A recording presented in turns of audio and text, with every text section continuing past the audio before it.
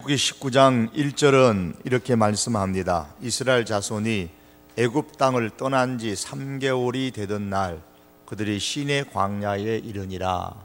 그러니까 이 말씀에 의하면 애굽에서 시내산까지의 여정은 3개월이 걸렸다, 그렇게 봅니다. 그 중간중간에 크게 역사하신 지점이 에담, 홍해, 마라, 또 엘림, 신광야, 르비딤, 시내산 이렇게 오게 되고, 그 지도는 아마 여러분께서 인터넷이나 또한 여러 자료들을 통해서 충분히 많이 보셔서 아마도 머리에 다 그려지지 않을까 싶어서 제가 영상은 제가 보여드리지를 않습니다. 에담에 있었던 지난 금요일의 말씀을 잠깐 정리하면, 처음으로 거기에서 구름 기둥과 불기둥이 나타나서 인도한 사건이 나옵니다.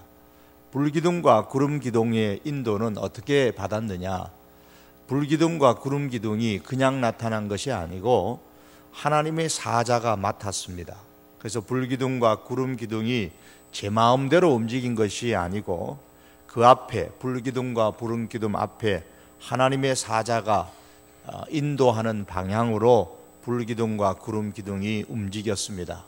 물론 그 하나님의 사자가 그 이스라엘 백성들의 눈에는 보이지 않았겠지만 하나님께서 그의 사자를 보내어서 불기둥과 구름기둥을 인도해 가셨다고 말씀합니다. 그 예로서 출애굽기 14장 19절에 보면 이스라엘 지인 앞에 가던 하나님의 사자가 그들의 뒤로 옮겨가매 구름기둥도 앞에서 그 뒤로 옮겼다 그랬습니다. 이스라엘 백성이 홍해 앞에 오고 애굽의 군대가 뒤에서 추격해 오던 때의 상황입니다. 그때 이스라엘 백성들 앞서 가던 하나님의 사자가 이스라엘 백성들 뒤로 가니까 앞서 가던 그 구름 기둥이 뒤로 갔다. 이 하나님의 사자를 따라서 뒤로 갔다 그랬습니다. 그래서 구름 기둥이 이스라엘 백성과 애굽의 군대 사이에 불구름 기둥이 놓이게 되어졌습니다. 이제 에담을 지나서 이제 홍해를 건너갔습니다. 이 홍해 사건에 대해서는 우리가 많이 알고 있는 내용이기 때문에 빨리 지나가려고 합니다.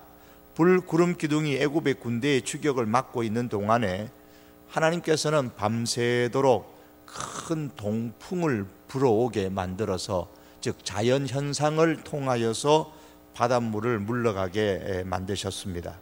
그 결과 물이 갈라져서 바다가 마른 땅이 되었고 물은 그들의 좌우에 벽이 되었다 그랬습니다. 출애굽기 14장 22절에 보면 이스라엘 자손이 바다 가운데를 육지로 걸어가고 물은 그들의 좌우에 벽이 되니 그랬습니다. 홍해가 갈라져서 마른 땅이 된 것을 보고 쏜살같이 기분 좋게 바다를 과연 지나갈 수 있었을까? 물이 좌우에 벽을 이루었다 그랬습니다. 좌우의 벽. 그냥 물이 없는 게 아니고 물이 벽을 이루었다고 하니까 어떤 모습일까 상상만 해봅니다. 그게 상상이니까 맞을지 안 맞을지는 모르겠어요.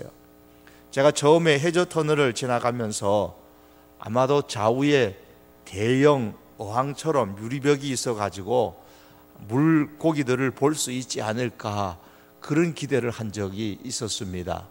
그런데 물고기는커녕 깜깜해서 아무것도 안 보이고 그냥 육지 터널하고 똑같아서 많이 실망했던 기억이 있습니다. 홍해가 갈라졌을 때는 어땠을까?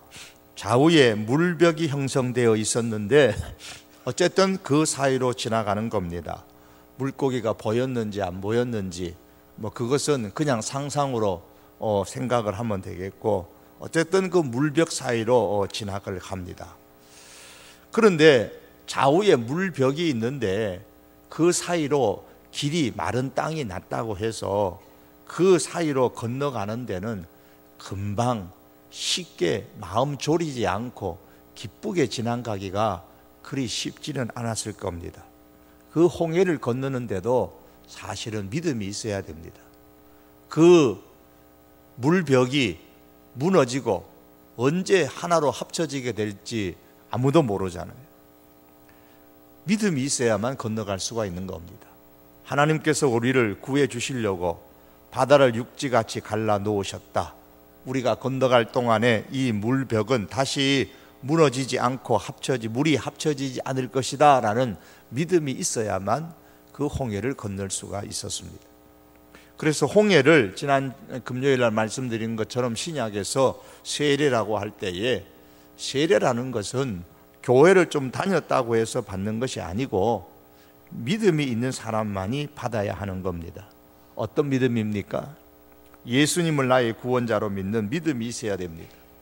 하나님께서 독생자 예수님을 보내주셔서 나를 구원해 주셨다라는 믿음이 있는 사람이 세례를 받을 자격이 있습니다.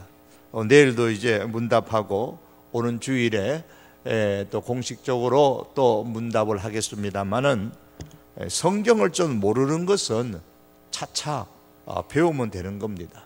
그러나 반드시 믿음이 있어야 세례를 받을 수가 있습니다. 이스라엘 백성들이 홍해 바다를 육지같이 밟고 믿음으로 건너갔습니다. 그리고 그 다음에 보면 이제 15장에 가서는 모세의 감격적인 노래가 나오고 또 미리아의 감격하는 찬양의 노래가 나옵니다. 이 노래를 부르면서 광야를 지나가게 됩니다. 수르 광야입니다. 그런데 그렇게 될 때에 그 앞에 어떤 어려움도 없이 순풍에 돛단 듯이 계속 전진만 가능했는가? 그렇지 않습니다. 얼마 가지 않아서 마라라는 곳에 도달하게 됩니다. 마라에서 어떤 일이 있었습니까? 출애굽기 15장입니다. 22절에 보시면 25절까지의 쓴물이 단물로 변하는 그런 기적이 이 마라에서 있었죠.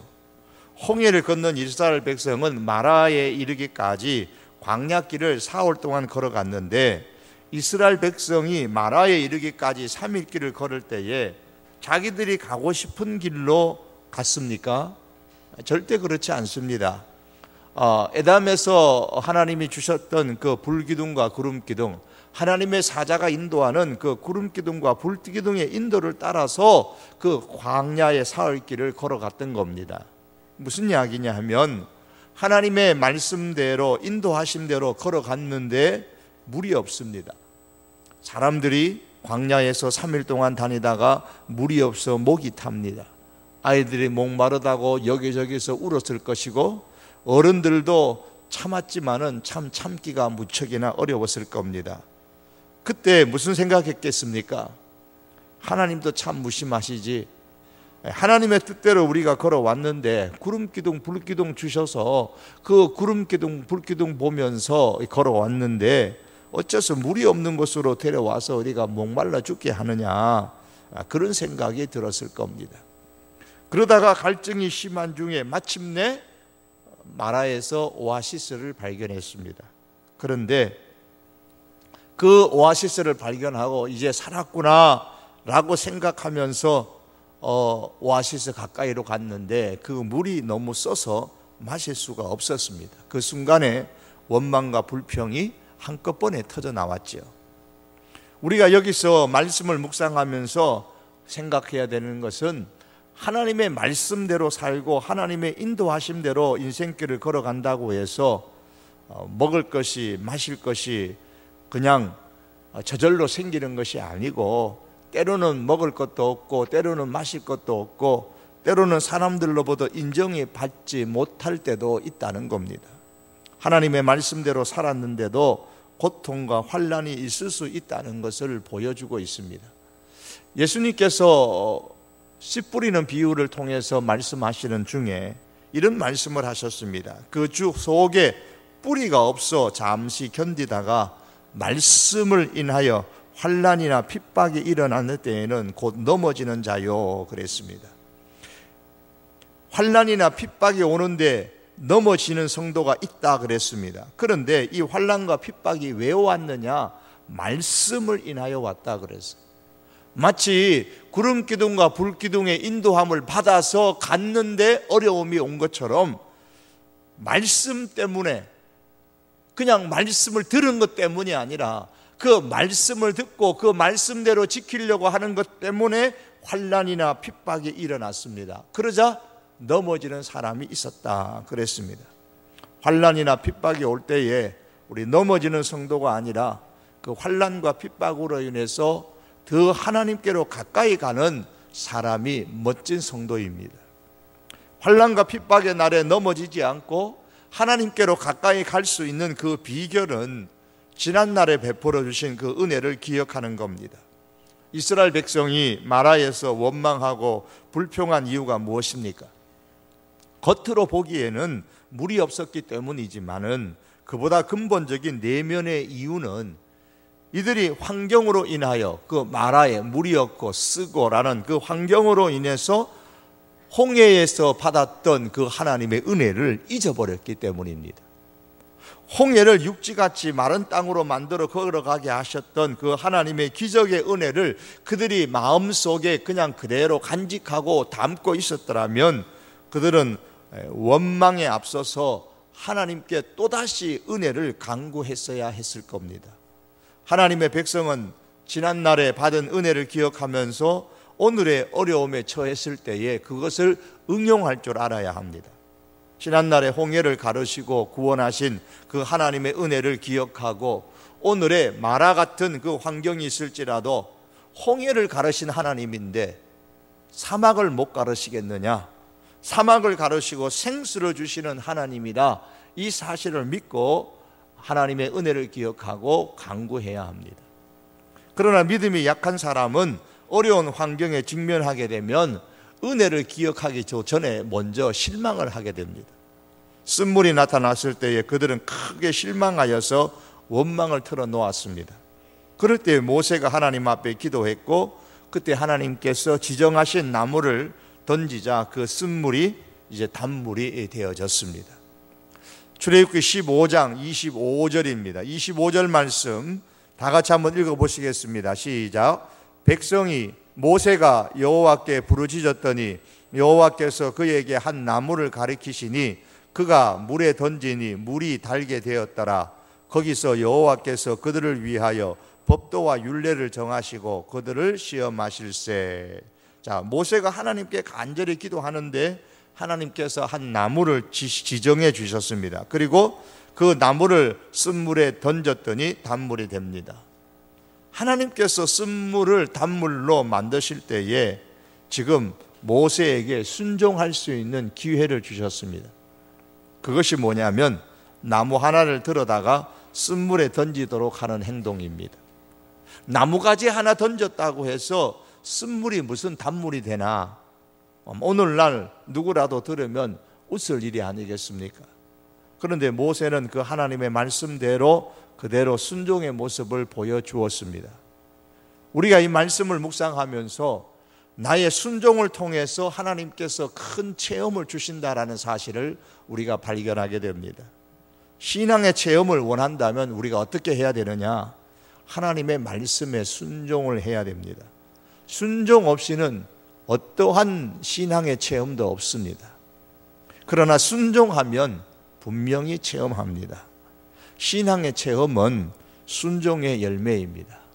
정말 우리가 신앙생활 하면서 신앙생활이 이렇게 좋은 것이구나, 정말 신앙생활하는 게 좀 멋진 것이로구나, 이 신앙생활이 행복한 것이로구나, 이것을 우리가 체험하려면 말씀에 그대로 순종을 해야 됩니다. 순종의 열매로 나타나는 것이 바로 체험입니다. 환경에 대한 원망과 불평은 문제 해결의 그 방법이 결코 아닙니다. 이스라엘 백성들이 마라의 쓴물로 인해서 불평하고 원망했지만 문제는 전혀 해결되지 않았습니다. 그러나 모세의 순종이 문제를 해결하고 신앙의 체험을 가져왔습니다. 그러므로 우리 앞에 물 없는 광야가 있고 마실 수 없는 그런 쓴물이 있을 때에 우리는 늘 과거에 우리에게 내게 베풀어 주셨던 홍해의 기적을 주셨던 그 은혜를 기억하고 말씀에 순종할 수 있기를 바랍니다. 우리 각자에게는 그런 기적들이 있어요. 홍해의 기적들 말이에요.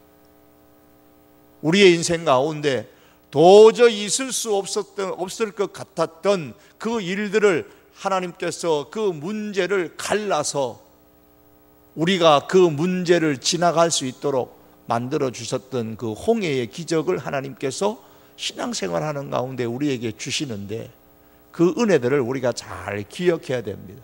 특별히 어려움에 직면했을 때는 그것을 더욱더 우리가 기억하고, 그때 역사하셨던 하나님은 동일하게 지금도 살아계신 하나님이고, 그때 믿었던 하나님은 지금도 동일하게 내가 믿는 하나님이기 때문에 우리는 그 하나님의 은혜를 기억하고 하나님의 말씀 앞에 어려운 속에서도 순종하면 하나님은 우리에게 문제의 해결뿐만 아니라 또 다른 신앙의 큰 체험을 하게 하십니다. 이스라엘 백성이 이제 마라를 지나고 엘림을 통과했는데 이제 엘림의 내용들은 생략하고 넘어갑니다. 그 다음에 도착한 것이 광야, 신광야입니다. 수르 광야를 지나서 신광야에 왔는데 이 신광야의 유명한 사건이죠. 거기서 만나를 먹게 됩니다. 만나의 뜻이 무엇입니까? 성경에 보시면 만나의 뜻은 이것이 무엇이냐, 이것이 무엇이냐라는 것, 이게 만나의 뜻입니다. 출애굽기 16장 15절 말씀을 함께 읽어보시겠습니다. 16장 15절입니다. 시작.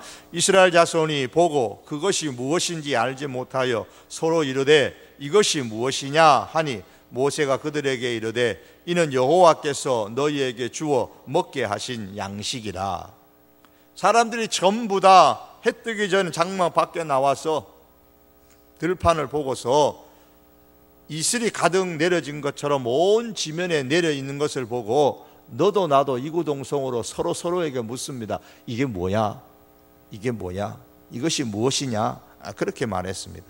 그래서 이것이 무엇이냐? 그 말이 바로 만나라, 그 말입니다. 그러므로 만나라는 말의 뜻을 요즘 말로 말한다면, 영어로 말하면 아주 원더풀, 엑셀런트 가든지 원더풀, 우리말로 말하면 뭐겠습니까? 웬 세상에, 웬 세상에, 우리가 놀랄 때 자주 쓰는 말, 세상에 이럴 수가 있나. 너무 신기해서 그렇게 놀란 소리가 바로 그 이름이 되고 말았습니다. 여러분, 믿음의 세계에는 사람들이 우리가 상상할 수 없는 이런 원더풀의 사건이 정말 많이 있습니다. 하나님의 역사하심으로 말미암아 이게 웬일이래요? 그러는 거예요. 이것이 무슨 일이죠? 이런 영적인 경험들, 신앙의 경험들이 많이 쌓일 수 있는 그런 우리 신앙의 삶을 살 수 있기를 바랍니다. 그런데 이 신광야까지 오는 데에 얼마나 걸렸냐면 꼭 한 달이 걸렸습니다. 출애굽기 16장 1절입니다. 1절에 보시면 이스라엘 자손의 온 회중이 엘림에서 떠나 엘림과 시내 산 사이에 있는 신광야에 이르니 애굽에서 나온 후 둘째 달 15일이라 그랬어요. 둘째 달 15일에 신광야에 왔습니다. 그럼 계산해 보시면 애굽에 있었던 첫 번째 6월절은 1월 첫째 달 14일 저녁입니다. 첫째 달 14일 저녁. 6월절 밤을 지내고 그 다음 날 무교병을 먹으면서 출발을 했으니까 1월 15일에 출발한 겁니다. 그런데 2월 둘째 달이니까 2월 15일에 신광야에 이르렀으니까 꼭 한 달이 걸린 겁니다. 한 달 동안 뭘 먹고 살았을까요? 자, 여러분 이제 떠납니다. 그러면 뭘 준비하시겠어요? 양식 준비해야죠. 요즘 뭐 카드 하나 갖고 가면 되겠지만, 주머니에 돈 좀 넣고 가면 되겠지만, 옛날에 그게 아니니까 양식 준비해야죠. 양식을 나름대로 비상양식을 준비했겠지요. 그 비상양식을 아끼고 먹으면서 왔어요. 그래도 한계가 있잖아요. 한 달 동안 먹었으면 많이 먹었죠. 그러니까 양식이 다 떨어진 거예요. 이제 양식이 있을 동안에는 그래도 원망이 없었는데 양식 다 떨어지고 나니까 이스라엘 백성이 원망하는 겁니다. 그때가 신광야에 온 거예요. 한 달 만에 왔는데 양식이 떨어졌어요. 신광야에서. 그래서 우리가 여기서 굶어 죽게 됐다. 그리고 원망하는 겁니다. 그게 2절에서 3절의 내용입니다. 이스라엘 자손 온 회중이 그 광야에서 모세와 아론을 원망합니다. 애굽에 있을 때는 고기 가마에 앉아서 실컷 먹었는데, 애굽에 있을 때는 그러면서 애굽에 있을 때가 좋았다고, 왜 광야로 끌고 와가지고 여기서 죽게 만드느냐고, 우리가 광야에서 추려서 죽게 되었다 그러면서 원망을 합니다. 하나님도 원망하고 모세를 원망했습니다. 홍해를 건널 때 막 찬송했습니다. 미리암이 찬송하고 모세가 찬송하고 백성들도 막 따라서 찬송했겠죠. 그걸 한번 상상해 보십시오. 신나서 지금 갑니다. 마라 있을 때는 물이 없어가지고 아이고 목말라 죽겠다고 그렇게 원망을 막 하다가 또 물을 주니까 좋아가지고 신나가지고 엘림에 가니까 나무들이 우거져 있어서 참 좋으신 하나님 그러고 찬송하고 경험하다가 신강야와 양식이 똑 떨어지니까 또다시 원망을 하는 거예요. 여러분, 광야 성도들만 그런가요? 이런 모습이 우리들의 모습 아닙니까? 우리가 이렇게 참 변덕스러운가 여러분 한번 생각해 보십시오. 우리는 하나님의 은혜를 받은 적 없습니까? 있잖아요. 그런데도 지금 어려우면 그 은혜는 온데간데 없고 하나님 이럴 수가 있습니까? 그러면서 또 하나님을 원망하고 그 문제가 해결되면 또 하나님 감사합니다, 좋습니다, 좋으신 하나님 찬양하고. 그러니까 우리가 좀 진득히 하나님을 믿었으면 좋겠어요. 우리 환경에 따라서 우리 신앙이 그냥 올라갔다 내려갔다 하지 말고 우리가 어떤 환경 가운데서도 하나님을 진득하게 바라볼 수 있는 그런 믿음의 사람이 되었으면 합니다. 그런데 이상하게도 그렇게 원망하는데도 하나님께서는 백성의 원망에 대해서 대단히 관용하셨어요. 마라에서도 그랬고 여기 신광야에서도 그렇습니다. 왜 그랬을까요? 아직 출애굽한 지 한 달밖에 되지 않은 초신자였기 때문입니다. 초신자일수록 보면은 신앙이 얕잖아요. 얕아 보니까 이런저런 환경에 대한 이 반응의 이 오르내림이 굉장히 심합니다. 그래서 하나님께서 초신자이기 때문에 즉시 그들의 요구를 다 들어주시고 주신 것이 바로 만나, 일용할 양식이었습니다. 그리고 이 만나를 이제 신광야에서 처음으로 이제 주시고, 이 만나가 언제 끝납니까? 여호수아서 5장 12절에 가면 가나안 땅에 들어가서 그 땅의 첫 열매를 먹은 그 다음 날부터 만나가 끊어지게 됩니다. 자, 여기에 대해서 우리가 많은 말씀도 할 수 있지만 생략을 하고 여기서 우리가 기억할 것은 출애굽기 16장 4절에 나오는 말씀입니다. 16장 4절에 보시면 끝에 보면 이같이 하여 이같이가 뭘 하는 거예요? 만나를 주어서, 그 말입니다. 만나를 주어서 그들이 내 율법을 준행하나 아니하나 내가 시험하리라 그랬습니다. 여기서 시험한다라는 말은 훈련시키겠다 그런 뜻입니다.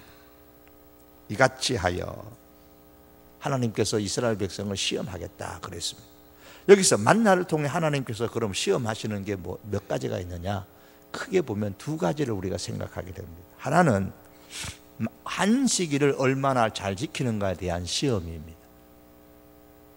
지금 안식일을 지키는 훈련을 시키는 거예요. 아직도 안식일을 지키라라는 십계명을 주기도 전이죠. 시내산까지 안 왔으니까 안식일을 지키라라는 십계명을 주시기도 전에 하나님께서는 안식일에 대한 훈련을 지금 이들에게 시키면서 안식일을 지킬 것을 지금 시험하고 계십니다. 출애굽기 16장 23절입니다. 23절 한번 읽어봅니다. 시작. 모세가 그들에게 이르되 여호와께서 이같이 말씀하셨느니라. 내일은 휴일이니 여호와께 거룩한 안식일이라. 너희가 구울 것은 굽고 삶을 것은 삶고 그 나머지는 다 너희를 위하여 아침까지 간수하라. 3절과 22절에도 보면 내일은 안식이기 때문에 만나가 내리지 않으니 만나를 미리 준비해라. 갑절로 거두어라. 그렇게 말씀합니다. 그리고 삶을 것은 삶아 놓고 구울 것은 구워 놓으라 그랬습니다. 미리 어떻게 하라는 거예요? 준비해 두라라는 말씀입니다. 그리고 하나님께서 안식일을 위해서 그 전날에 준비할 수 있도록 갑절로 2배로 주셨습니다. 하나님께서 갑절로 주신 것을 가지고 미리 준비해 두라는 말씀입니다. 그럼 하나님께서 괜히 고생시키려고 이런 규칙을 만드셨겠습니까? 아닙니다. 말씀드린 것처럼 시험하시기 위한 겁니다. 즉 훈련하시기 위한 겁니다. 하나님의 말씀을 얼마나 잘 준행하는지 시험하기 위해서 그런 겁니다. 하나님의 사람이 어떻게 신앙생활을 해야 하는지를 지금 이 시험을 통해서 가르치시는 거예요. 요즘으로 말하면 여러분 토요일에 쉬는 곳 많잖아요. 요즘 직장생활 하시는 분도 토요일에 쉬는 날 분들이 많아요. 토요일에 준비 잘 해놓고 주일을 지키는 것이 신앙인의 마음에 참 중요합니다. 토요일이니까 우리가 1박 2일로 놀러 가자가 아니고, 우리가 토요일에 쉬는 날이면 쉬는 날일수록 우리가 토요일에 준비를 잘 하셔야 됩니다. 주일을 위한 준비를 잘 하셔야 됩니다. 하나님이 주시는 규칙의 원리대로 살아가야 됩니다. 요즘에는 이렇게 살아가는 분들을 찾아보기가 너무 힘들기 때문에 이런 말씀들이 참 생소해요. 그러나 한번 실천해 보십시오. 이런 사람이 하나님의 시험을 통과한 사람이고, 이런 사람이 하나님의 복을 받는 사람입니다. 그런데 오늘날 우리는 왜 안식일인 이 토요일을 지키지 않고 일요일을 주일로 지킵니까? 여러 가지 신학적인 이유를 이 한 주제만 가지고도 우리가 많은 말씀을 할 수 있는데, 한 가지만 말씀을 드린다면 신명기 5장 15절에 너는 기억하라. 내가 애굽 땅에서 종이 되었더니 너의 하나님 여호와께서 강한 손과 편팔로 너를 거기서 인도하여 내었나니 그러므로 너의 하나님 여호와가 너를 명하여 안식일을 지키라 하느니라. 하나님께서 안식일을 지키라고 하면서 구원의 하나님을 기억하도록 말씀하셨습니다. 그러므로 안식일을 지키는 중요한 이유 중에 하나는 구원을 기억하면서 지키는 겁니다. 그런데 오늘 우리는 애굽에서 구원을 받은 것이 아닙니다. 우리가 구원을 기억하는 것은 바로 예수님의 부활입니다. 예수님께서 안식 후 첫날에 부활하셨습니다. 예수님께서 십자가에 죽으신 것도 중요하지만 그 죽으심으로 말미암아 구원이 완성된 것은 부활입니다. 예수님께서 부활하심으로 말미암아 우리의 구원이 완성되어졌습니다. 그러므로 안식일을 지키는 원리는 바로 이 구원에 있습니다. 그래서 초대교회 성도들은 유대인들이 많았기 때문에 처음에는 관습상 안식일, 즉 토요일을 안식일로 지키다가 예수님께서 부활하신 주일도 동시에 함께 안식일로 그렇게 지키게 되어졌습니다. 그러다가 점차 주일을 지키는 쪽으로 바뀌어가는 것을 우리는 신약성경 사도행전이나 또 바울의 서신을 통해서 우리가 조금씩 볼 수가 있습니다. 오늘 우리는 예수님의 부활과 우리의 구원의 날인 이 안식 후 첫날, 즉 주일을 주님의 날로 지키는 것이 하나님의 마음이라고 봅니다. 이 만나 사건을 통해서 하나님께서 시험하시고자 하신 것, 첫 번째는 바로 안식일을 지키는 훈련, 안식일을 얼마나 잘 지키느냐라는 이 시험입니다. 또 하나는 사람이 떡으로만 사는 것이 아니고 하나님의 말씀으로 사는 존재인 것을 얼마나 잘 지키는가를 알아보려는 시험입니다.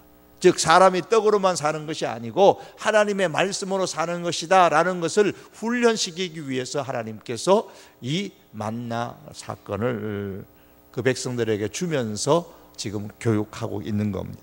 신명기 8장 3절입니다. 제가 읽으면 또 너도 알지 못하며 내 조상들도 알지 못하던 만나를 내게 먹이신 것은, 왜 만나를 먹었느냐? 물론 배고프다고 원망하니까 먹였지만은, 그러면서 하나님은 그 만나를 주셨던 그 근본적인 하나님의 그 훈련, 만나를 통해서 하나님께서 훈련시키고자 하시는 그 마음이 담겨 있다는 거예요. 사람이 떡으로만 사는 것이 아니요 여호와의 입에서 나오는 모든 말씀으로 사는 줄을 내가 알게 하려 하심이라. 이것을 알게 하도록 하기 위해서 만나를 먹이셨다라고 신명기에서 말씀하고 있습니다. 예수님께서 이 말씀을 인용하여서 사단이 예수님께로 와가지고 이 돌로 떡을 만들어 먹어라 그랬을 때에 예수님께서 이 말씀을 인용하셨죠. 사람이 떡으로만 사는 것이 아니라 하나님의 입에서 나오는 말씀으로 산다, 그렇게 말씀하셨습니다. 광야 이스라엘 백성들에게 있어서 만나를 이튿날까지 두지 말라라는 말씀에 순종하지 아니하고 그 다음 날까지 만나를 많이 걷어 들어가지고 다음 날 먹겠다고 그렇게 보관했던 것은 어떻습니까? 다 썩어 벌레가 나서 먹지를 못했습니다. 안식일 전날에는 분명히 이틀 것까지 준비하라고 했지만 어제도 하루치만 준비했고 이틀 준비한 사람들은 썩어서 못 먹었는데, 그래서 하루치만 준비한 사람들은 그 다음 날에는 만나가, 주일에는 즉 안식일에는 만나가 내리지 않아서 굶어야만 됩니다. 하루치만 준비한 사람은 그 다음 날에 먹을 것이 없었습니다. 즉 말씀에 순종할 때에 먹을 것이 있었고 말씀에 순종하지 않았을 때에 먹을 것이 없었습니다. 이것을 매일매일 하나님께서 40년 동안 그렇게 훈련시켰습니다. 40년 동안. 그러므로 말씀에 순종하는 것이 곧 광야에서 하나님의 백성이 사는 비결인 것을 철저하게 가르쳤습니다. 말씀에서 벗어난 재물은 썩습니다. 그것이 우리 인간에게 유익을 주지를 못합니다. 우리가 하나님의 명령대로 하나님의 원리대로 순종해서 뜻대로 모은 재물은 부패하는 법이 없습니다. 그것이 인생의 참다운 행복이 될 수 있는 겁니다. 사랑하는 성도 여러분, 이제 말씀을 맺기를 원합니다. 우리는 이 하나님의 시험을 잘 통과한 사람들입니까? 우리는 이 하나님께서 훈련시키는 이 훈련을 잘 통과한 사람들입니까?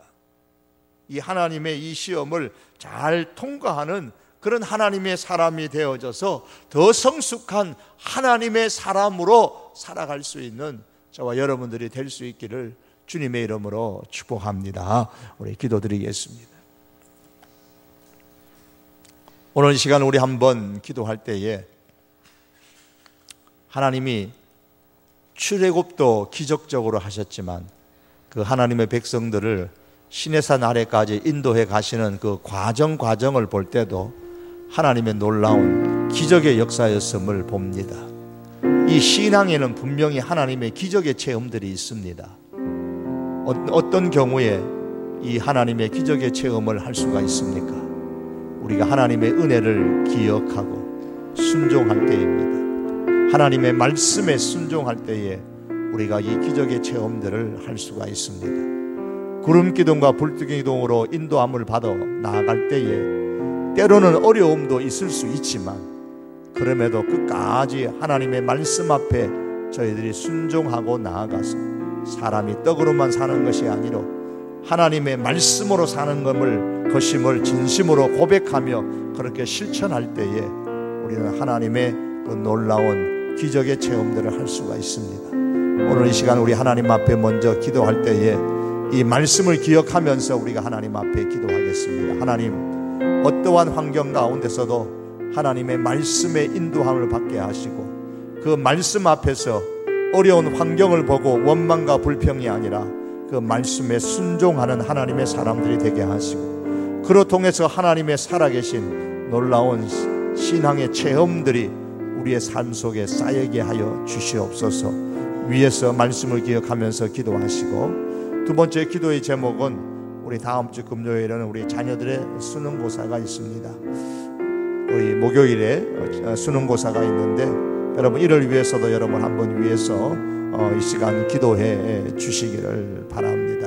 우리 고3 수험생도 있고 재수하는 자녀들도 있습니다. 이왕 우리가 자녀들을 위해서 기도하니까 우리들의 자녀들 가운데는 취업을 준비하는 자녀들도 있고 또 결혼을 위해서 또 믿음의 사람을 찾는 사람들도 있고 또 결혼하여 자녀를 또 이렇게 잉태하기를 원하는 가정도 있고 또 임신하여 순산하기를 기대하는 가정 자녀들도 있고 또 여러 우리 군무에 가 있는 자녀들, 해외에 또한 타지에 가는 많은 자녀들이 있습니다. 우리 각자 흩어져 있는 우리 모든 우리 성도교회 자녀들, 믿음 안에서 어느 곳에 있든지 어떤 일을 겪든지 승리할 수 있는 자녀들 될 수 있도록 우리 자녀들을 한번 하나님 앞에 올려드리면서 이 두 가지 기도의 제목을 가지고 우리 한번 함께 동성으로 기도하시겠습니다. 우리 다 같이 기도하시겠습니다. 살아계신 우리 하나님 아버지 감사합니다. 오늘 금요일 저녁 저희들 하나님의 교회로 올라왔습니다. 기도의 사람들이 왔습니다. 우리 하나님 아버지 앞에 기도합니다. 우리 하나님 기억하여 주시옵소서.